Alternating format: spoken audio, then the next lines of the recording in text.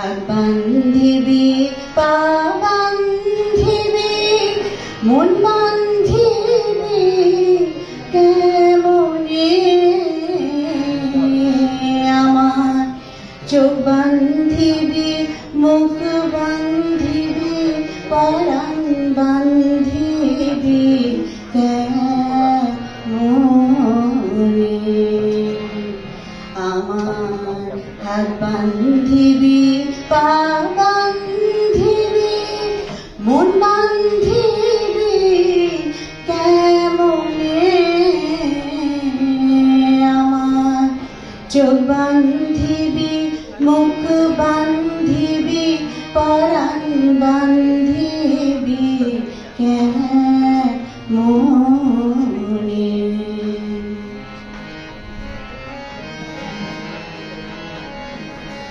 আমি না গেলাম যমুনার ঘাটে নাই তুলিলাম জল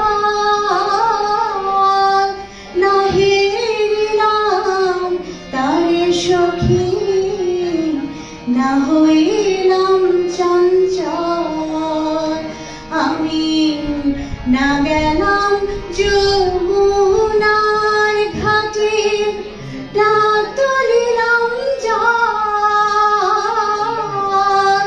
না হেরিলাম তারে সখী না হইলাম চঞ্চল আমার ইচ্ছা বান্ধিবি সোহাগ বান্ধিবি অনুরাগ বান্ধিবি কেমনে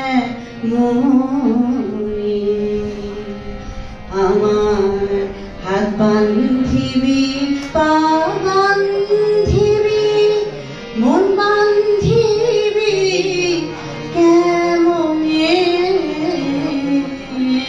আমার চোখ বান্ধিবি মুখ বান্ধিবি পরাণ বান্ধিবি কেমনে ছোট করে দেবো, ছোট করে আমরা এখনই অনুষ্ঠান শেষ করে দেবো। ভালোবাসাহীন এই পৃথিবীতে ভালোবাসাই বিরল শিল্প। আসুন ভালোবাসা ছড়িয়ে দিই। অধ্যক্ষ মহোদয়ের প্রতি শ্রদ্ধা জানিয়ে আবৃত্তি করছি কবি রফিক আজাদের যদি ভালোবাসা পাই।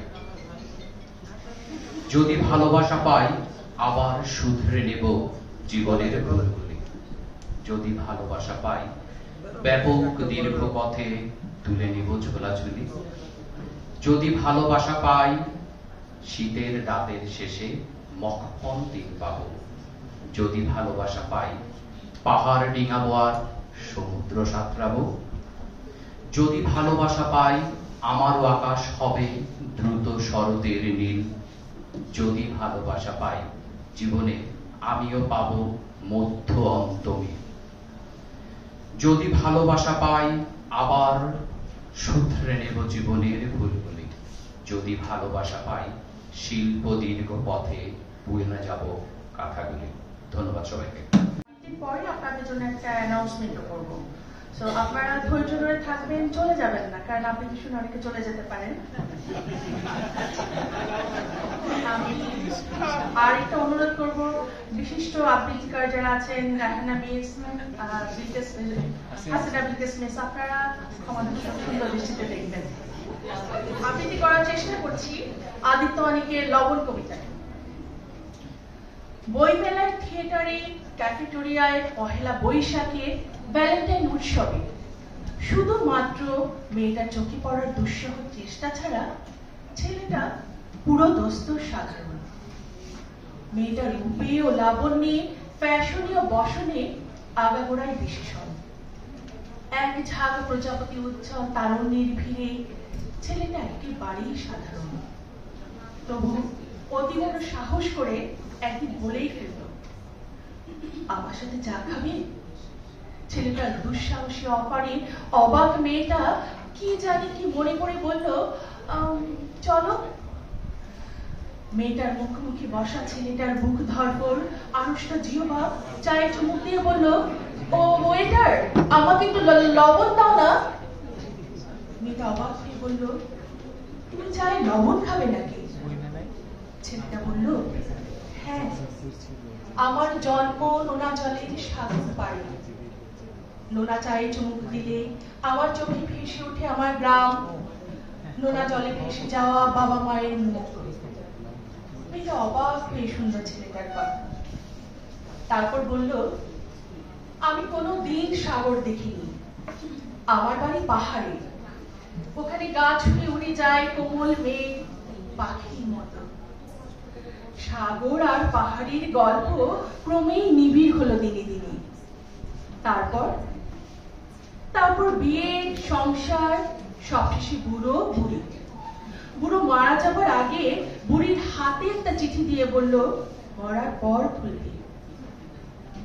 বুড়ো মারা যাবার পর বুড়ি চিঠিটা খুলল। তাতে লেখা আছে, লবণ দিয়ে চা আমি কখনোই খেতাম না। তোমার সামনে থতমত খেয়ে চিনি বলতে লবণ বলে ফেলেছিলাম, আর বোকামি ঢাকতে অমন গল্প কেটেছিলাম। আর তাই 40টা বছর তোমার হাতে লবণ চা খেয়ে গেলাম। লবণ চা খুব মিষ্টি।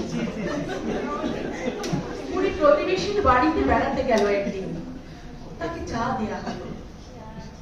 অবাক হয়ে প্রতিবেশী, বুড়ি বলল, একটু লবণ দিন।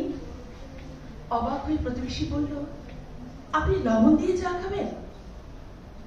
বুড়ি বলল, হ্যাঁ, লবণ চা খুব মিষ্টি, খুব মিষ্টি।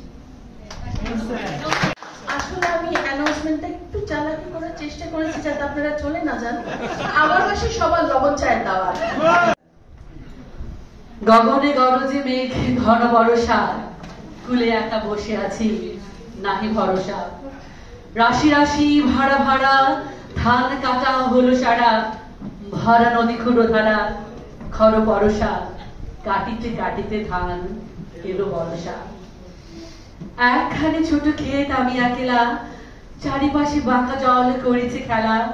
পরপারে দেখি আঁকা তরু ছায়া মশি বাঁকা, গ্রাম খানে মেঘে থাকা প্রভাত বেলা। এপাড়াতে আমি এক ছোট লোকের, আমি একলা।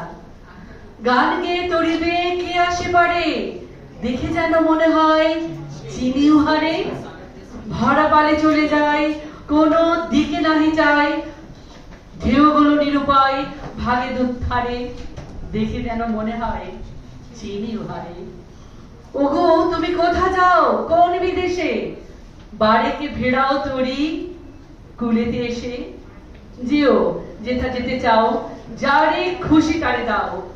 শুধু তুমি নিয়ে যাও ক্ষণিক এসে আমার সোনার ধান কুলেতে এসে। যত চাও তত লও তরণী পরে, আর আছে আর নেই দিয়েছি ভরে। এতকাল নদী কূলে যাহা লয়েছিল ভুলে, সকলেই দিলাম তুলে থরে বিথরে। এখন আমারে লহ করুণা করে। ছাই নাই ছাই নাই ছোট সিঁদুরি, আমারই সোনার ধানে গিয়েছে ভরি। শ্রাবণ গগন ঘিরে ঘন মেঘ ঘুরে ফিরে, শূন্য নদীর তীরে রহিন পুরী। যাহা ছিল নিয়ে গেল সোনার তরী।